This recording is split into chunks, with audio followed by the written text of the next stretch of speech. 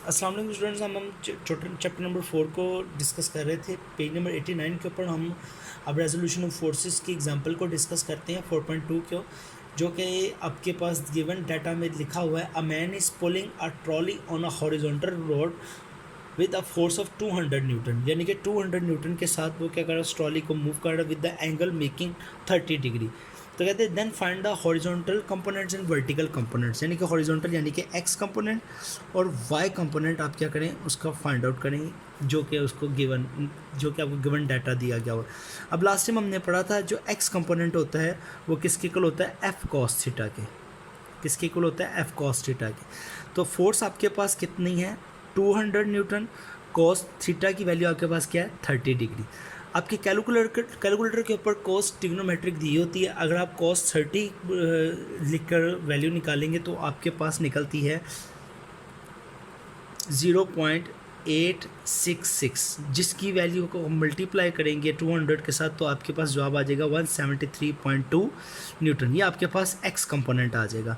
इसी तरह ही आपने वाई कंपोनेंट फाइंड आउट करना है। तो वाई कंपोनेंट किसके इक्वल है, एफ साइन थीटा के।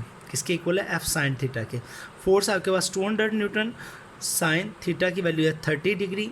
तो जब आप कैलकुलेटर के ज़रिए साइन 30 की वैल्यू निकालेंगे तो आपके पास आ जाएगी 0.5।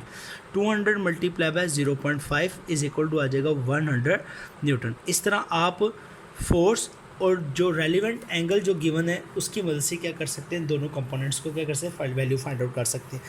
ये तो हो गया कि जब आपको किसी भी वेक्टर क्वांटिटी जो कि फोर्स की सूरत में इस चैप्टर के अंदर डिस्कस की गई है उसकी मैग्नीट्यूड और वो जो रेलिवेंट एंगल बन रहा होता है, वो अगर दो चीज़ें आपको गिवन हो तो आप उससे क्या कर सकते हैं, उस फोर्स के जो वेक्टर है उनकी वैल्यूज़ को क्या कर सकते हैं, कैलकुलेट कर सकते हैं। देन अब जो नेक्स्ट टॉपिक है जो इसी के रेलिवेंट है वो है कि determination of the force from its perpendicular components. कि अगर आपको फोर्स के परपेंडिकुलर कंपोनेंट्स दिए गए हों तो आप उस फोर्स की वैल्यू फाइंड आउट कर सकते हैं उससे। ठीक है, फॉर एग्जांपल आपके पास ये दो कंपोनेंट्स दिए गए हैं। एक कंपोनेंट है आपके पास ओ पी, एक्स कंपोनेंट है, ठीक है, according to head to tail rule. और दूसरा कंपोनेंट आपके पास क्या है, आर पी, जो कि वाई कंपोनेंट है। कहता अगर ये दो कंपोनेंट्स आपको दिए गए हों देन आप वैल्यू फाइंड आउट करें किसकी, ये रिजल्टेंट वेक्टर की, ये रिजल्टेंट वेक्टर की और इसकी डायरेक्शन की।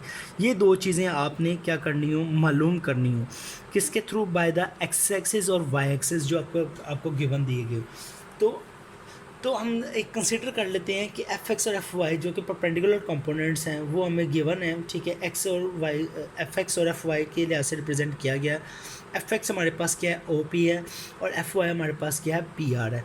ठीक है जी, इसी तरह ही हम हेड टू टेल रूल की तरह हम उसको डिस्कस कर लेते हैं कि O P plus P R is equal to किसकी आ जाता है, ओ आर अकॉर्डिंग टू किसके, हेड टू टेल रूल के। अगर हम इन तीनों को क्या करें, अगर हम इन दोनों को वेक्टर कंसीडर कर लें, ठीक है, तो इसका रिजल्टेंट हमारे पास क्या आ जाता है, ओ आर आ जाता है। ठीक है जी, अब इसी तरह ही हम ओ आर को रिप्रेजेंट करते हैं किससे, फोर्स से। ठीक है, इसी तरह ही हमने इनकी वैल्यूज़ को फाइंड आउट करना है, मैग्नीट्यूड को फाइंड आउट करना है। तो इसके लिए हमने 8th क्लास के या 7th क्लास के अंदर हमने एक पैथागोरस थ्योरम पढ़ा हुआ है।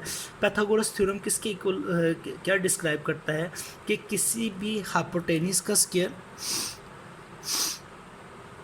इज इक्वल टू किसके होता है, बेस स्क्वायर के प्लस परपेंडिकुलर स्क्वायर के। क्लियर होगी बात की, यानी कि आपके पास जो पैथागोरस थ्योरम होता है वो उसका जो फार्मूला होता है वो क्या होता है, hypotenuse square is equal to addition of the base squares plus perpendicular square. यहाँ पर हाइपोटेन्यूज आपके पास क्या है, ओ आर। ठीक है जी, यहाँ ओ आर का स्क्वायर आ जाएगा और बेस आपके पास क्या है, ओ पी। बेस आपके पास क्या है, ओ पी का स्क्वायर, और परपेंडिकुलर आपके पास क्या है, पी आर। ठीक है, ओ आर को अपने किससे रिप्रेजेंट किया हुआ है, फोर्स से, एफ से। ओ पी को एफ एक्स से और पी आर को एफ वाई से। अगर हम दोनों तरफ taking a square root on both side तो ये इसके साथ कैंसिल हो जाएगा। तो एफ इज इक्वल टू किसके आ जाएगा, F X square plus F Y square. यानी कि हम दोनों कंपोनेंट्स का इंडिविजुअली स्क्वायर लेंगे और दोनों को ऐड करेंगे तो इससे हमारे पास उस वेक्टर की क्वांटिटी आ जाएगी जो कि जो कि हम उस ऑब्जेक्ट के ऊपर अप्लाई कर रहे हैं। तो उसकी मैग्नीट्यूड जब फाइंड आउट कर लेंगे देन हमने उसकी डायरेक्शन फाइंड आउट करनी है। तो डायरेक्शन फाइंड आउट करने के लिए जो हमारे पास तीसरी लाइन रह गई थी जो कि हमने कल डिस्कस की थी, ठीक है, मैं उसको दोबारा आपके साथ डिस्कस कर लेता हूँ। ठीक है, तीसरी लाइन थी हमारे पास थ्रू प्रॉपर बुशिंग। ठीक है, इसी तरह ही हम इस एंगल को जो कि उसकी डायरेक्शन निकालनी है, तो टी था टैन थीटा। टी क्या था आपके पास? Tan theta. ठीक है, टैन थीटा किसके इक्वल होता है? परपेंडिकुलर ओवर बेस के। किसके इक्वल होता है? परपेंडिकुलर ओवर बेस के। अब परपेंडिकुलर क्या है आपके पास? एफ वाई, और बेस क्या है? F x. ठीक है, हमने फाइंड आउट कर दी उसकी direction just a theta not a ten. तो अब अपने कैलकुलेटर के ऊपर जब हम टेन को इधर शिफ्ट करेंगे तो ये हो जाएगा tan inverse F Y over F x.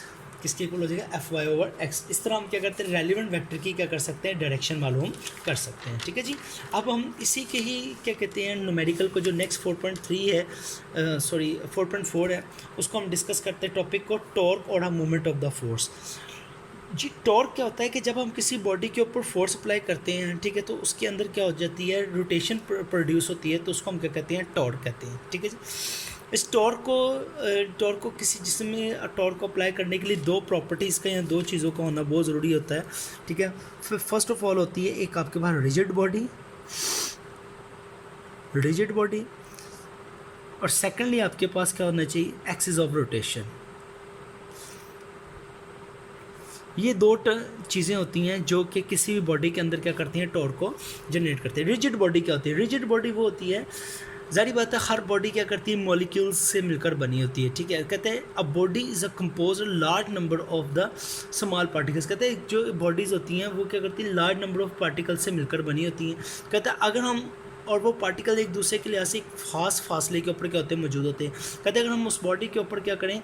कोई फोर्स अप्लाई करें तो उन पार्टिकल्स का डिस्टेंस क्या हो? चेंज ना हो। तो ऐसी बॉडीज़ को हम क्या कहते हैं? रिजिड बॉडी कहते हैं। क्या कहते हैं? रिजिड बॉडी करते हैं। ठीक है, कहते हैं जब हम रिजिड बॉडी के ऊपर क्या करते हैं? फोर्स अप्लाई करते हैं, तो वो अपने एक्सिस के गिर्द, यानी कि एक्स कंपोनेंट और वाई कंपोनेंट्स के गिर्द क्या करती है? रोटेट करती है।